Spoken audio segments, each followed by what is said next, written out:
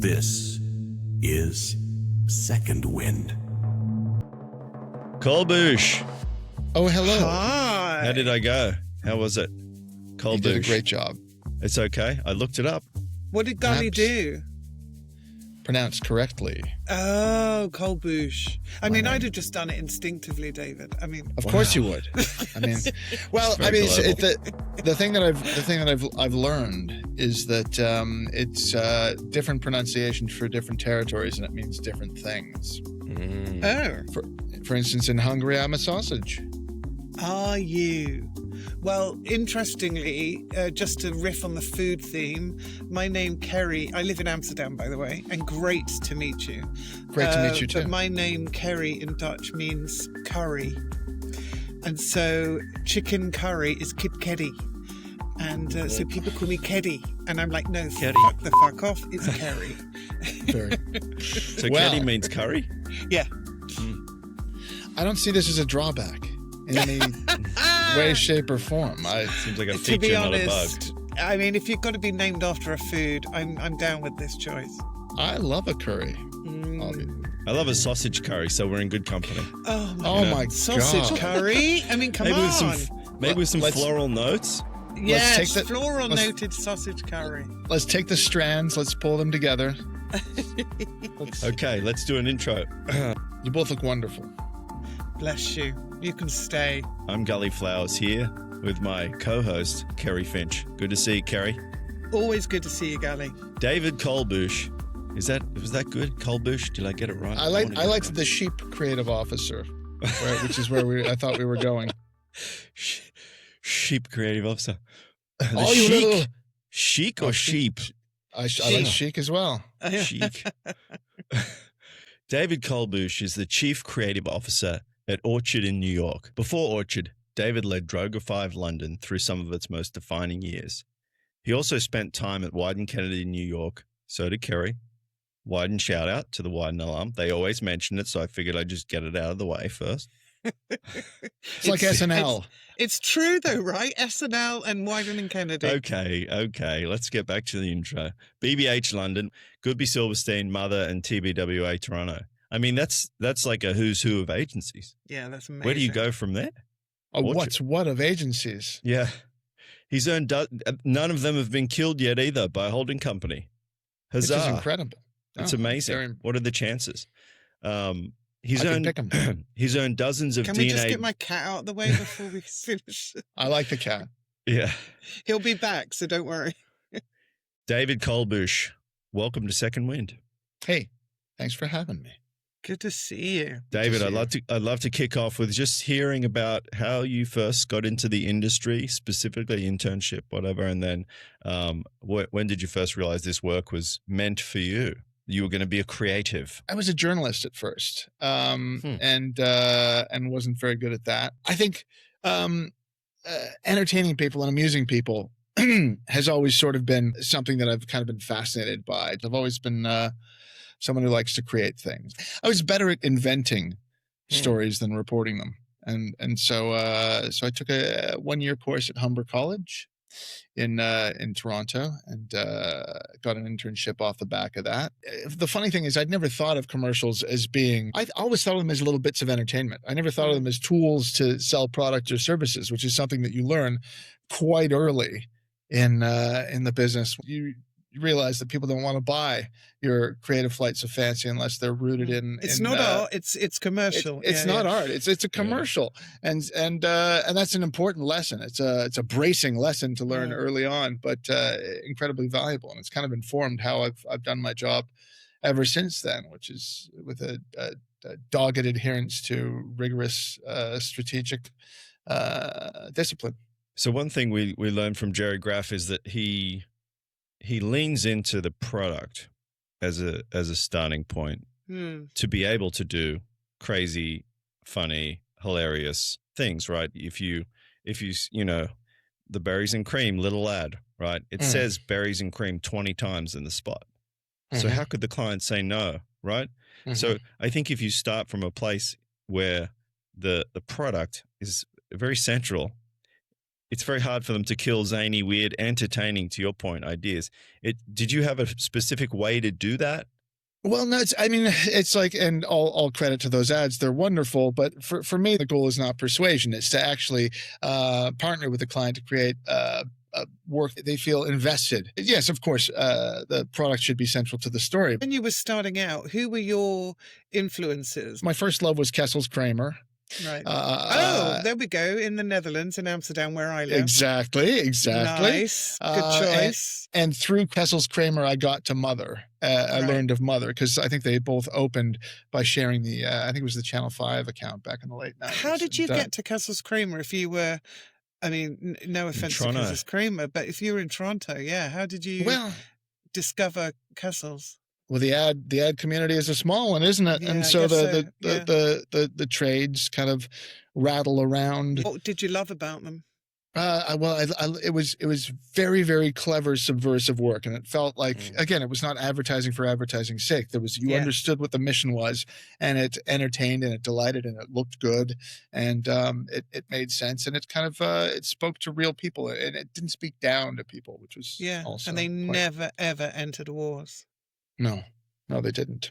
They didn't enter awards? Not once, never. They never have. Interesting.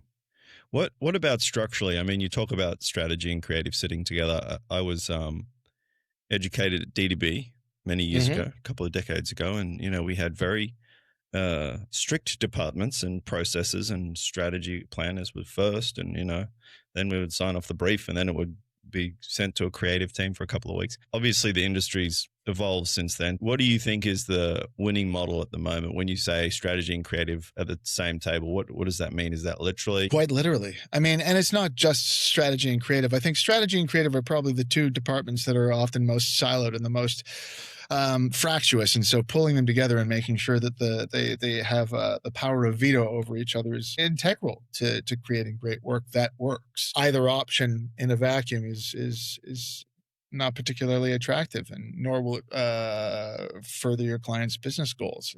I don't want to sound boring and pragmatic, but it's hugely important. The work should resonate, the work should entertain, but it should also stick in people's heads. We like to call them mental hooks, but we like to scaffold our work with elements that kind of burrow their way into your brain, and the work is deeply strategic and hopefully very entertaining, but also there should be practical elements that you take away and carry with you into perpetuity. What was the biggest surprise in going from the Mothers, the Goodbees, to I think it was Lightning Orchard when you joined? Yeah. You did a bit of a rebrand. I had worked with Laura at Goodby, and she was hugely talented, and we've been trying to get back together for ages. And Barney, I was in the London office of BBH when he was in the New York office, and I knew he was very good at the business side as well too. And so that's kind of what it was, the confidence in my partners that inspired me to move across the ocean and try this new kind of thing. Because I live in Amsterdam, so I see both sides of that sort of coin as you do across the waters. What's the biggest difference that you found working in Europe, working in London, compared to working in Canada or North America? The world is shrinking. Like, you have to think of the U.S. as because the States, there's many different little countries, whereas I think people think of the UK versus the US, and it's not the UK versus the US, it's the UK versus New York or California. There's different markets. The same mistake that a lot of agencies make is the UK agencies will open in the US, or agencies will open in the UK, thinking that they've cracked the code to a particular market, or that because they've done well in their home territory, that what they do is transferable, but not always the case. I think that's a common mistake. Maybe perhaps less so now, but Europe is so many fiefdoms. It's so many. It's different countries, and I think often US companies still make the mistake of thinking that Europe is a homogenous gloop of one thought bubble. Both party is guilty of the same exactly crime. I think the industry's it's had an interesting year. Obviously, like big tech's exerted a lot of pressure over the last decade. AI, everybody's can't stop talking about AI. What are you most excited about right now as, the leader of a creative group of people in an agency environment that kind of had its heyday 40 years ago? Right? Well, all the champagne and opportunities. cocaine in the 80s or whatever, and now it's like we're turning around briefs in a day to do a social post or something with 20K. Like, I think it's changed pretty dramatically. So I'm curious what you're most excited about at the moment. I'm excited to figure out where it goes and but I'm very much a live in the moment type of person. And this is what our job is to, we have this symbiotic relationship with culture, and we're supposed to kind of be inspired by the culture that's out there and kind of create new bits of stimulus to kind of help people's brains expand. And I think all the new tech is wildly fascinating and fun. And these are effectively tools that help us do our job better and faster. And the faster we can do the job, the more we can do. I think that the new avenues we can explore. I think if the industry was the same as it was when I joined, however many years ago, I don't think I'd still be in it. It's the fact that we have constantly evolved, and we're finding new ways to communicate with consumers, and culture is constantly changing and evolving. That's what keeps it interesting and exciting. So as the model changes, the work changes. What's influencing you then? So, you talk about the culture and the importance of that.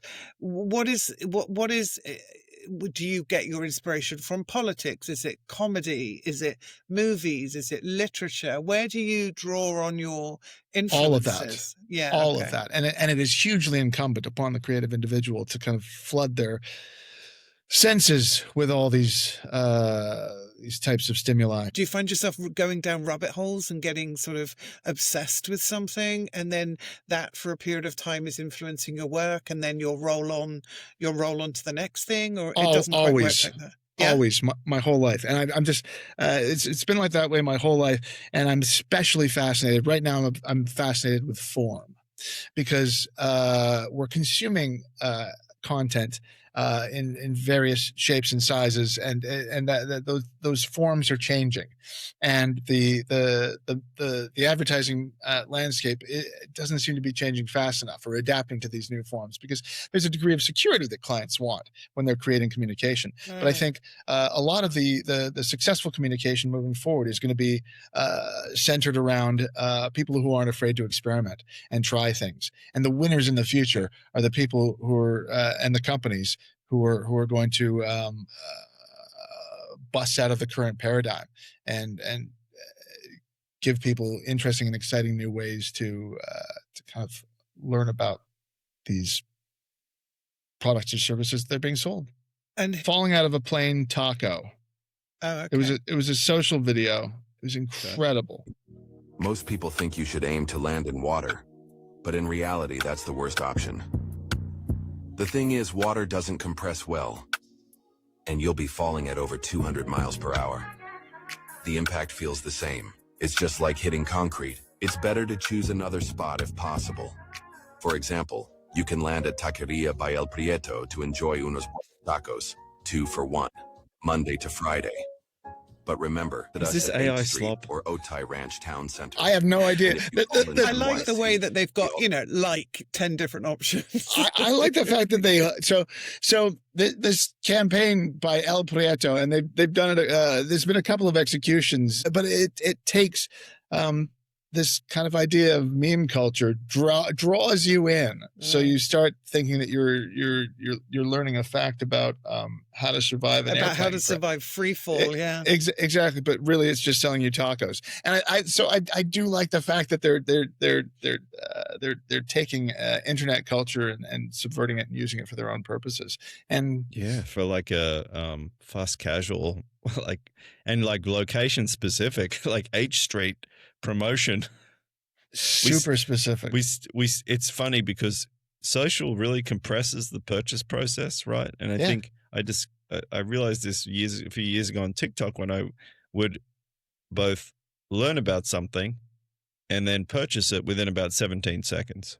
Sure. And it was often junk, but it was just fascinating as somebody who's come up in advertising. You think of the purchase process as this sort of long thing where you have long funnel. you get them in the top of the funnel and then you push them down or whatever.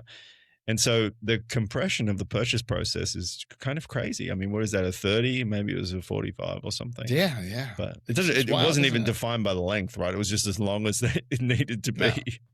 What about the KitKat campaign? It's fantastic. Oh, the Break Squad. The Break Squad.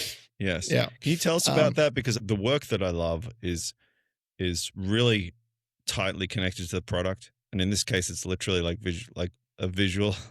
a human visual representation of the product, right? And the consumption moment. Kevin and Patrick, the creatives on this campaign, did a great job. It's the most brick to forehead reductive way of bringing the product to life. Brick to forehead, did you say? Absolutely. Here we go. All righty. You want to lead us into this with anything? The Break Squad are 4 brown-suited individuals who act as either protectors or proxies for your break. Aha. Hey, bud. Hey, Dad. Need you to get those chores done.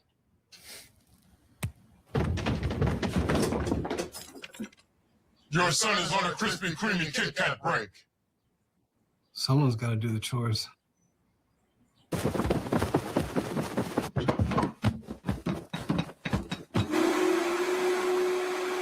Thanks, Break Squad. You're welcome. Have a break. Have a KitKat. I love it. I like those guys. Why are they all 4 guys? What up with the KitKats being gendered? Where's the women? Where are the women? No, with the Break Squad can be. This is just how we began the campaign. But do they morph? It was envisaged with Are they ambisexual? Well, it's a fraternal order, but women can be part of a fraternity as well too. And so there are innumerable. It's a fraternal order, but women can be part of a fraternity. Of course, members of the Break, innumerable Break Squad members, many of whom can be women. Perhaps in the future there can be children for fun-sized KitKat. Who knows? Who knows? That's the beauty of a platform like that, right? It's sort of That's nice. infinitely flexible.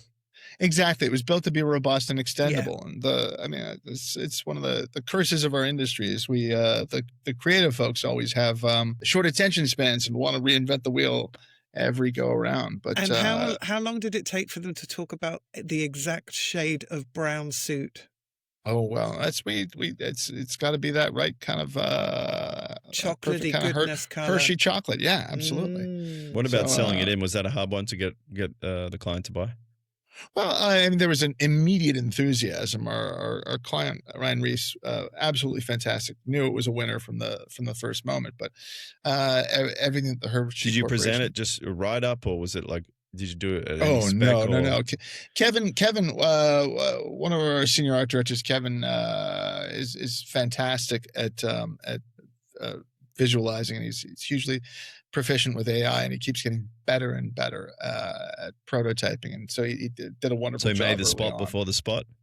Well, we made things. I don't think we were quite it was about a year and a half ago. So the motion wasn't as great at the time, but did you reference the suit color? Sorry to bang on. I'm fascinated. No, you're really fascinated about this color thing, aren't you? There was a lot of rigor put into absolutely every aspect of this campaign. It probably took a year to develop because when you're building something that you want to be as robust that robust, it takes a while. So we're not afraid of testing. We like our creatives to watch research groups and learn and hear the verbatims and kind of let that inform their work, and it all helps create a more responsible product, but not at the expense of fun. We talked about AI a little bit, and I'm interested in how, whether you're drawing red lines with AI, whether you're defining how teams should use it, whether you're sort of experimenting, like how are you thinking about the potential and challenges of AI? We're very much experimenting. We've got we're developing an incubator in house to kind of and we're actively prototyping work now for clients. But of course, you have to use other external elements and bring in Photoshop and whatnot to massage the end. You're keeping it to pre-production, or for the most part. Yeah. At the moment, but yeah, there's you want the work to be we deliver a quality product, and we want the work to be of a certain quality as well. And the El Taco or whatever that was plane. I mean, that's got to be fully AI, I would imagine, because it certainly looks like it, right? Those were real actors. Real actors falling at 200. It's the VO. It was a controlled. Miles an hour. I know. What's been the biggest learning this year for you? Has there been a big surprise? Has there just been, what's the biggest learning? Falling out of a plane, you're better to land on the freeway. Better to land in a taco, apparently. I think the biggest learning is that everything happens in the fullness of time. And like with AI, it's again, I think at the start of the year, everyone was in a rush to kind of come out with their branded solution, and without actually considering the effect that it's going to have on the work. And it's an incredible tool, and we're in this nascent period where we're learning what it can do. And everyone is. What's interesting is everyone is sort of level setting, and everyone is at the same place. You can't rush a process that has always taken as long as it will. It's we are still human. We are still producing human creativity even if we're using more advanced tools, and that's what frequently resonates with consumers. And so you kind of have to let the process unfurl as it does, just with new inputs. What do you think is exciting your clients at the moment? Is it still the idea of like catching some heat in social, getting reposts or reshares or whatever people care about now? Yeah. I mean, it used to be primarily sales, right? Some people cared about brand affinity. How do people think about our brand? But I think now it feels like every brief we see, at least, is like, well, everyone wants everything, but short-term sales growth is hugely important, especially in tough economic times, or when you're kind of what people believe is a bubble. What about people coming into the industry, coming in to work with you or coming into the industry? What should they be bringing with them? What should they be aware of that they might not? All the budding journalists. Front of mind. All those budding journalists that are going to pivot out into the creative world. Which honestly, there's quite a few. There's quite a few, like Greg Hahn, Chapin Clark. Like, there's a lot of creatives who wanted to be, a lot of writers, I guess, who wanted to be doing, 50,000 word essays for the Times or whatever. Yeah, the models are collapsing and reforming, and there's no one correct way to be a creative in the future. And you have like screenwriters emailing saying Hollywood is fucked, pardon my language. You can swear, I just beep it out. It's fine. Yeah. Okay. No, I think there's I think you're going to see a lot of different types of creative disciplines migrating into the world of commercial creativity in the next few years. And I think it's going to reshape and reform. Questions around whether agencies and production companies will start folding into each other. These are all, it's an exciting time. And I think we're all kind of scared, but optimistic, because the work isn't going anywhere. Human creativity isn't going anywhere. We're just in a period of reformation and experimentation. And the best way to survive periods like that is to embrace it. And there's a lot of shifting dynamics in the industry. Obviously, the holding codes are sort of eating each other in a way, and laying waste to iconic agency brands. How are you feeling about someone leading a creative company, about the future of that model? Are you excited about the opportunity for smaller creative shops who can have a big impact with big companies? I think that'll probably be the way of the future, to be honest. I think the networks are kind of restructuring and priming themselves for efficiencies, and I think that a lot of they don't talk about creativity, right? They talk about tech. and media and scale and data. And I'm like, did you guys forget that the main business you're in is creativity? I think it's going to be the independents and the boutiques. Yeah. And these It are the already is shops to a degree, right? I mean, it already is, but even more so. And the thing that I'm kind of most interested in is how these independent shops are effectively, if the networks are eliminating a lot of the entry level positions and automating a lot of that early work. Our independent agency is going to become the breeding ground for the future of creativity. Yeah, because otherwise, how are people going to learn? How are people going to learn? Yeah, exactly. I mean, how is the how is the industry going to sustain itself? I mean, we all need to learn somewhere. I find that, a conundrum. I guess independent agencies, the way I see it, independent agencies will likely become these training grounds, and folks will eventually graduate to the networks. And are you guys in office? Are you guys doing internships? Absolutely. In the office, are people going to the office? And, we're 3 days a week because that's standard now. That's solid. Yeah, people like their Mondays and Fridays, but nothing beats folks getting together and actually connecting and exchanging their energies to solve a problem. Creativity is an energy, and it helps to do it in person. And of course, we have remote workers as well, and Mondays and Fridays can still be fruitful, but it definitely helps to coalesce around the problem. Is there anything weird that you do personally in terms of your creative process? I mean, Jamie Robinson at Jones, she finds a song, which is the feeling that she wants for the campaign, and then she just listens and listens and listens and listens until she finds the idea. And Jerry said that it walks home from the office to Tribeca with the times he had his ideas. Give the mind space. I'm curious, as an individual in terms of your creative process, but then also as a team, are there specific weird or unique things that you do to try and crack an idea? Well, I think I get frustrated if ideas don't germinate quite quickly, but I think one of the ways that quick is we used to have this joke that we'd have a client meeting in a couple days, and we're fucked. We're gonna have to spend the whole day around this table trying to crack it, and then in 30 minutes, if you don't have it's you're kind of done. 30 minutes, you're like, oh, okay, that's pretty good. That's a good start. But we always raise the grim specter of something that's going to take long. The problems can seem far more outsized in theory than they are in practice, and if you just use a little bit of strategic rigor and a little audience insight, the right idea can form. And that's that collaboration, right, between the strategy and the creative, is really trying to bring those two people together to spark. No, exactly. Yeah.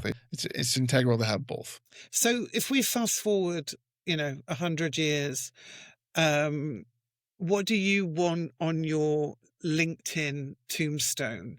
How do you want the industry to reflect upon you or Orchard? A LinkedIn tombstone.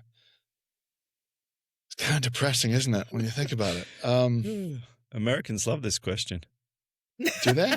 Oh yeah, legacy. Oh love legacy. They've got it questions. ready to go. Australians are like, what? Yeah, I know. Canadians, Brits, we're all a bit like, ooh. Like legacy. Ooh, what is that? Legacy. Americans, there's no hesitation. They've already got the answer. They've written their LinkedIn tombstone. Yeah. Really? Yeah. Good golly. Good golly. Is there anything more Canadian than saying good golly? Good golly. It's like hockey's number one. So you want to be remembered for good golly. That was your Moose is number 2. 3 is good golly, and 4 is snowshoeing. I'd like to be known as a good teacher, I think, and I'd like Orchard to be known as a good school. The best gift you can give as you're coming up and as you're learning and as you're creating is I'm a huge fan of creativity, and I delight in other people's creativity, and it's exciting to me to watch other people create. And the thing that I try and bring to my job is fandom. I try and be a fan of my creatives' work and the strategists' work and all the creative thinking that issues from the building. And I like to be a champion of other people's thinking, and I like to help them form and shape and realize their creative ambitions. And we are involved in an ongoing cultural conversation in this industry. And I think one of the things when I start to attack a problem, I try and bring in a bunch of different references and a bunch of different sources, because everything that we create is an aggregate of other bits of creativity that exist in the universe, and we're just kind of recycling them and reshaping them for our purposes. He was a And fan. so- I was a fan. That's what we'll he was say. a fan. He was a fan. He was I a like fan. the fact that you want to be a good teacher. You want to be remembered for that. I think that's really, well, it's maybe a icky word, but really noble. Can we do And a quick lecture? And as Can a we good teacher, I would like to know what's the first thing that you want to debunk. What myth about the industry do you want to debunk? Debunk. What myth would I like to debunk? The work never comes first. Nice. It's just Work never everyone comes says the work comes first. Yeah, Well, God, interesting. yeah. This is As a long as take. it's as long as it's financially convenient. Sometimes the work comes first, but a lot of places say that the work comes first. And I wish we were a little more honest in how we sold ourselves in this industry. What would the honest line be, do you think? Well, that's what it is. The work comes a first as long as it's complicated thing, financially. The work as long sometimes as comes first unless there's a financial imperative. It's Yeah. like having Yeah. multiple kids. They all come first in a way, but Yeah, whoever's you always- screaming gets your attention, right? No, absolutely. I was going to parlay that into we always have a favorite, but I actually don't have a favorite kid. I really do like both. How of many them. do you have? Just two. Yeah, just two. Me too. What would you top? So I think we talked about, the next generation of creatives. I think it's pretty clear that you enjoy the creative leadership and sort of guiding creatives. What would be your advice to juniors interested in being the next Kolbusz? Oh God, don't. But that's very specific to me. If you can avoid, I don't even want to be me. If I could avoid being me, I'll take either of your lives. Okay, what would you be This if is you why the weren't legacy you? question didn't work. Yeah, This what is would you this be is why if the you legacy. weren't I'm you? just, no. The advice that let's stick with the advice that I'd give to Okay. creatives, which is be generous. Oh, that's nice. That's really nice. Well, it's true. Give as much as you take in. I think one of the things that served me well over the years, because I delight in creativity, because I love other people's work, I love to help other people, and I love it when they help me. And I think that it's creative energy is a wonderful thing, and I think if it's Paying it forward. shared, paid forward, it can be a force multiplier.